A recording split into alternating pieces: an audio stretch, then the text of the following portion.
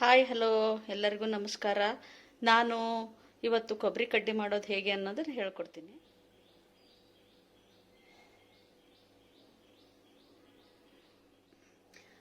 ಅಕ್ಕಿ ಹಿಟ್ಟು 1 ಬಟ್ಲು, ಕೊತ್ತಂಬರಿ ಸೊಪ್ಪಿದೆ 1 ಬಟ್ಲು, ಕರಿಬೇವು ಸೊಪ್ಪು, ಆಮೇಲೆ ಇದು ಕೊಬ್ಬರಿ, ಒಣ ಕೊಬ್ಬರಿ ಆದರೂ ಪರವಾಗಿಲ್ಲ, ಹಸಿ ಕೊಬ್ಬರಿ ಆದರೂ ಪರವಾಗಿಲ್ಲ, ಒಣ ಕೊಬ್ಬರಿ. ಆಮೇಲೆ ಇದು ಬೆಳ್ಳುಳ್ಳಿ ತಿನ್ನೋರು ಹಾಕ್ಕೋಬೋದು, ತಿಂದೇ ಇರೋರು ಪರವಾಗಿಲ್ಲ ಬಿಡ್ಬೋದು. ಆಮೇಲೆ ಅಚ್ಚ ಖಾರದ ಪುಡಿ, ಎಣ್ಣೆ, ಕರಿಯೋಕ್ಕೆ ಎಣ್ಣೆ, ಆಮೇಲೆ ಉಪ್ಪು,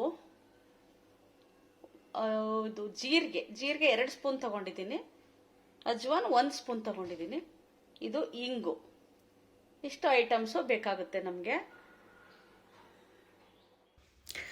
ಇವೆಲ್ಲ ಸಾಮಾನುಗಳನ್ನು ಆ ಮಿಕ್ಸಿ ಜಾರಿಗೆ ಹಾಕ್ಕೋಬೇಕು. ಫಸ್ಟ್ ಕೊಬ್ಬರಿ ಹಾಕ್ಕೊಂಡು ನುಣ್ಣಗೆ ಮಾಡಿಕೊಂಡು ಅದಕ್ಕೆ 2 ಸ್ಪೂನ್ ಜೀರಿಗೆ ಹಾಕ್ಕೊಂಡಿದ್ದೀವಿ.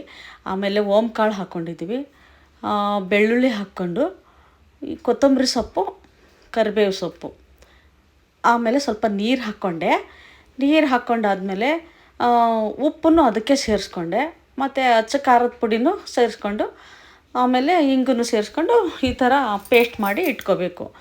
ಆಮೇಲೆ ಅದು ಪೇಸ್ಟ್ ಜಾಸ್ತಿ ಇರೋದ್ರಿಂದ ನಾವು ನೀರನ್ನು ಸ್ವಲ್ಪ ಹಾಕ್ಕೋಬೇಕು. ಜಾಸ್ತಿ ಅದಕ್ಕೇನು ಅಳತೆ ಇಲ್ಲ, ಸ್ವಲ್ಪ ಒಂದು ಅರ್ಧ ಲೋಟದಷ್ಟು ನೀರು ಹಾಕ್ಕೊಂಡು, ಅದು ನೀರು ಕುದೀತಾ ಇರುತ್ತಲ್ಲ, ನೀರು ಕುದಿದಾದ್ಮೇಲೆ ಇದು ರುಬ್ಕೊಂಡಿರೋ ಮಿಶ್ರಣನ ಅದಕ್ಕೆ ಸೇರಿಸ್ಕೊಂಡು ಅದನ್ನು ಸ್ವಲ್ಪ ಬಿಸಿ ಮಾಡ್ಕೋಬೇಕು.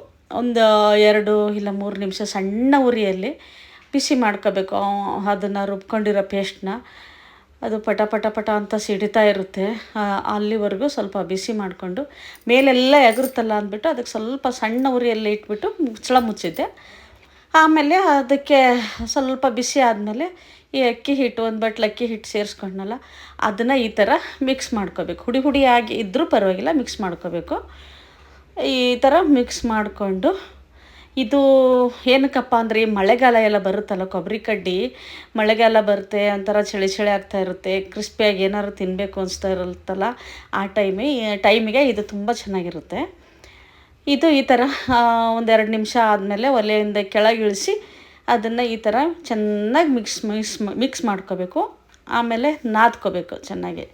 ಸ್ವಲ್ಪ ಗಟ್ಟಿ ಆದರೆ ಇನ್ನೂ ಸ್ವಲ್ಪ ನೀರು ಹಾಕ್ಕೋಬೋದು, ಬಿಸಿ ನೀರು.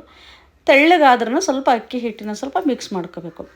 ಆಮೇಲೆ ಅದನ್ನು ತಗೊಂಡು ಈ ಥರ, ನಾನು ತರಕಾರಿ ಮಣೆ ಮೇಲೆ ಹೊಸಿತಾ ಇದ್ದೀನಿ.